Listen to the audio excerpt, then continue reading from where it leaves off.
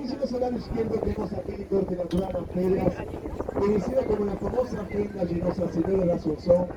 Ahí se encuentra en Valle da Virgen, en Valle da Santa, que fue allá, vean, en el 1800, con el pescador Andrés Domingo Rivero.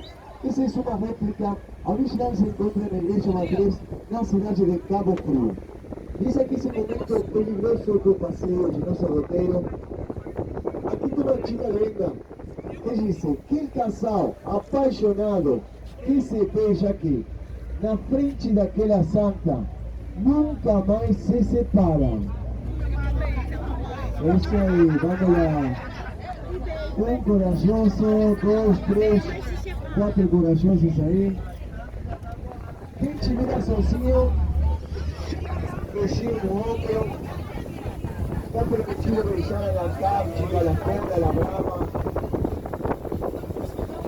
Francisco y yo me conté la segunda parte de la historia. Para que después de aquel inicio de los primeros 5 filhos, y las sombras van a morar a su casa.